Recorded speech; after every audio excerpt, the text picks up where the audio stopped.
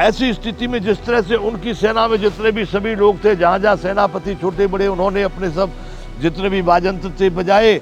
ऐसी स्थिति में यहाँ भी इनकी सेना वाले जो थे, उसमें धनुष वाले काशीराज महारथी थे, शिखंडी थे, दुष्टमन थे, राजा विराट थे, सात्विक थे, द्रुपद थे, जो भी थे, कुंती के पुत्र थे, द्रौपदी के पुत्र थे, सुभद्रा के पुत्र थे।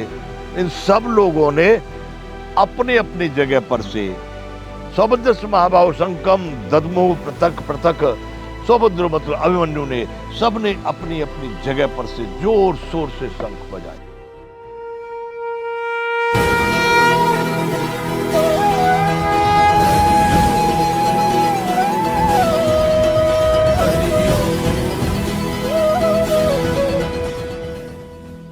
जय विश्ववंतु। भीष्म पितामह भी सुन रहे हैं ये बात, मैदान में जहां पर खड़े होकर के दुर्योधन और द्रोणाचार्य की बात हो रही है, भीष्म पितामह भी सुन रहे हैं। इतना सुना भीष्म पितामह को, अपने उस समय के वो सबसे प्रथम सेनापति हैं, इसलिए उनके मन में बड़ा हर्ष हुआ और बड़ा हर्ष के साथ में उन्होंने अपना शंखनाद शुरू कर दिया। भीष्म पितामह ने जब ये बातें सुनी तो तस्य संजनयन हर्ष कुर्वर्धः पितामह सिंहनादम वृद्योच्चैः शंखम दद्मौ प्रतापवान। उस समय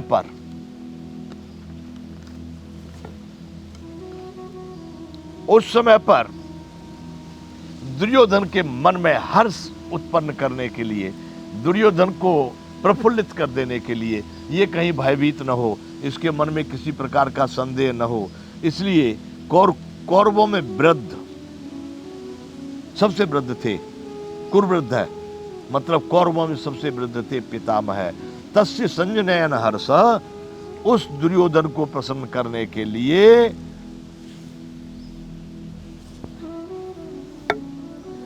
पितामह भीष्म, कौरवों में सबसे वृद्ध पितामह भीष्म ने सिंहनादम विदुच्चैः, सिंह की गर्जना करके एकदम शेर जैसे दहाड़ लगाता है उस तरह से शंखम दद्मौ प्रतापवान, अपने ऊंचे स्वर से, बड़ी जोर शोर से उन्होंने बड़े अपने प्रतापी शंख को जोर से बजाया। जब वह शंख जोर से बजने लगा, सेना में सब लोग बड़े खुशी हुए। तब ततः शंकाश्च भैर्यश्च पड़वानक गौमुखा सहस्रैवाभ्य हन्यन्त सशब्दस्तुमलो भवत्। उस समय पर बड़ी जोर से शंख, भेरी, नगाड़े, सब अनेक प्रकार के जो साधन बाजन थे, सब बड़ी जोर से वहां पर बजने लगे।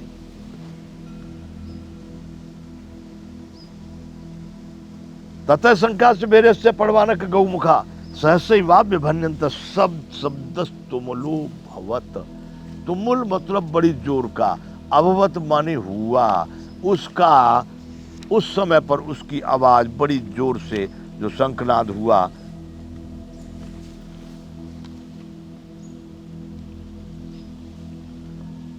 भीष्म पितामह ने खुश होकर के उस दुर्योधन को हर्ष बढ़ाने के लिए, दुर्योधन को उत्साह बढ़ाने के लिए, प्रसन्न चित्त करने के लिए बड़ी जोर से वह शंख बजाया। तस्य संजनयन हर्ष कुरुवृद्धः पितामह सिंहनादं विदुच्चैः शंखमुद्गतो प्रतापवान। ततः शंकाश्च भैर्यश्च पड़वानक गौमुखा सहस्रैवाभ्य हन्यन्त सशब्दस्तुमलो भवत्। इसके पश्चात शंख और नगारे, ढोल, मृदंग, नरसिंगे आदि बाजे एक ही साथ बड़ी जोर से बजने लगे। जिसके पास जो अपना था वादन यंत्र, सब लोगों ने बड़ी जोर से बजाया। उस समय ये कुरुक्षेत्र के मैदान में हो रहा है बंधु, बड़े हर्ष के साथ, बड़े जोर शोर से उन लोगों को, कौरवों को दिखाई दे रहा है इच्छा मृत्यु वाले भीष्म पितामह खड़े हैं। अजय द्रोणाचार्य हैं, अमर अश्वत्थामा हैं, अद्वितीय कर्ण हैं, अटल कृपाचार्य हैं। ऐसे ऐसे वीर सामने खड़े हैं, पांडवों की क्या सामर्थ्य है हमको जीतने के लिए। इसलिए ततः शंकाश्च भैर्यश्च पड़वानक गौमुखा सहस्रैवाभ्य हन्यन्त तस्य शब्दस्तुमलो भवत्। उस शब्द की आवाज बड़ी भयंकर हुई, बड़ा भयानक आवाज होने लगी उस युद्ध क्षेत्र में। जब उनकी तरफ से युद्ध क्षेत्र में शंखनाद हो गया, कौरवों ने जब शंखनाद कर दिया, युद्ध की अब घोषणा हो गई कि युद्ध शुरू। ऐसी स्थिति में अर्जुन, कृष्ण और अपने रथ में बैठे हुए हैं। वहां से जब उन्होंने घोषणा होते हुए सुन लिया कि युद्ध की घोषणा हो गई, तब ततः श्वेतैर्हययुक्ते महति सिंदने स्थितौ। है कहते हैं घोड़े को, तथा वहां पर सफेद रंग के घोड़ों से युक्त उस रथ में बैठे हुए माधव पांडवश्चैव दिव्यौ शंखौ प्रदुद्मत। उस समय पर जब ये शंख का ध्वनि सामने वाले युद्ध के अपने प्रतियोगियों की तरफ से बड़ी जोर का घोष हुआ शंखनाद के साथ, उसी समय पर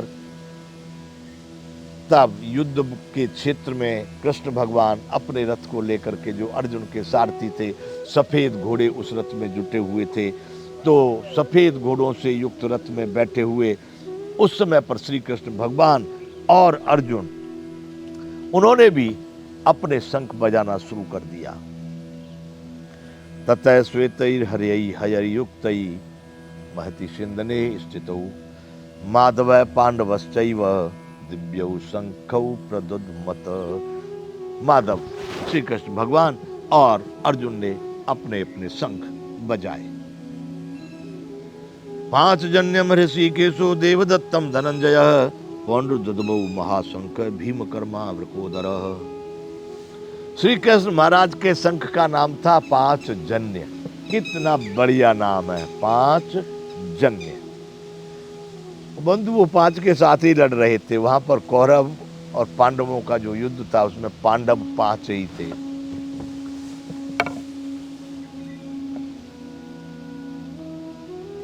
पांच जन्यम ऋषिकेशो देवदत्तम धनंजय। पांच जन्य नाम का शंख श्री कृष्ण भगवान ने ले लिया और देवदत्त नाम का शंख अर्जुन ने ले लिया। पौंड्रदुद्मौ महाशंख एक पौंड्र नाम का बहुत बड़ा शंख था, विशेष शंख था। भयानक कर्म करने वाले भीमसेन ने उस पौंड्रदुद्मौ, पौंड्र नाम के शंख को उठा लिया, जोर से बजाया। भीम आकार में सबसे बड़े विशाल थे, बड़े थे, इसलिए यहां पर भयंकर कर्म करने वाला कहा गया है। श्रीमद् भगवद गीता में कहा गया भयानक कर्म करने वाले भीमसेन ने वो पौंड्र नाम के धन शंख को बजाया। अनंत विद्यम राजा कुंती पुत्रो युधिष्ठिरः नकुलः सहदेवश्च सुघोष मणिपुष्पकौ। उसी तरह से अनंत विजय नाम का एक शंख था, वो कुंती के पुत्र राजा युधिष्ठिर ने उस अनंत विजय नामक शंख को बजाया। वैसे ही नकुल और सहदेव ने सुघोष और मणिपुष्पक, ऐसे दो शंख थे, एक का नाम सुघोष था, दूसरे का नाम मणिपुष्पक। उन शंखों को लेकर के नकुल और सहदेव ने भी अपनी अपनी जगह से शंख बजाना शुरू कर दिया, जोर शोर से शंख बजने लगे। काश्यश्च परमेश्वासः शिखंडी च महारथः दुष्टद्युम्नो विराटश्च सात्विकश्चापराजितः द्रुपदो द्रुपदेयाश्च सर्वशः पृथिवीपते सौभद्रश्च महाबाहो शंकान् दद्मौ पृथक पृथक। ऐसी स्थिति में जिस तरह से उनकी सेना में जितने भी सभी लोग थे, जहां जहां सेनापति छोटे बड़े, उन्होंने अपने सब जितने भी वाजंत्र थे बजाए। ऐसी स्थिति में यहाँ भी इनकी सेना वाले जो थे, उसमें धनुष वाले काशीराज महारथी थे, शिखंडी थे, दुष्टमन थे, राजा विराट थे, सात्विक थे, द्रुपद थे, जो भी थे, कुंती के पुत्र थे, द्रौपदी के पुत्र थे, सुभद्रा के पुत्र थे। इन सब लोगों ने अपने अपनी जगह पर से सौभद्र महाबाहु शंकम दद्मो पृथक पृथक, सौभद्र मतलब अभिमन्यु ने, सबने अपनी अपनी जगह पर से जोर शोर से शंख बजाए। अब इनका शंखनाद इतना जोर से हुआ, इतना जोर से हुआ बंधुओं, सघोषो, यहाँ पर गीता में लिखा गया है सघोषो धृतराष्ट्राणाम हृदयानि विदारयत नभस्य पृथ्वीम चैव तुमुलो व्यनुनादयन। उस घोष ने, उस आवाज ने, वो जो नाद हुआ, वो जो स्वर हुआ, संजय कह रहे हैं महाराज धृतराष्ट्र, आपके पक्ष वालों की उस आवाज को सुन करके हृदय विदीर्ण हो गए, कांपने लगे हृदय। ऐसा उन्होंने आवाज किया उस शब्द को सुनकर। अभिप्राय गीता में लिखा है कि उस शब्द को सुनकर के तुम्हारे पक्ष वालों के हृदय विदीर्ण हो गए। विदीर्ण हो गए, कांप गए, फट नहीं गए, बड़े गंभीर रूप से डर गए।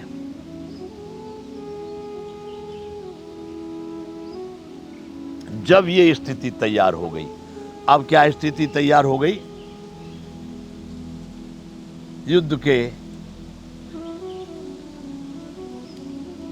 प्रारंभ होने के दोनों तरफ से शंखनाद हो गए, यानी घोषणा हो गई।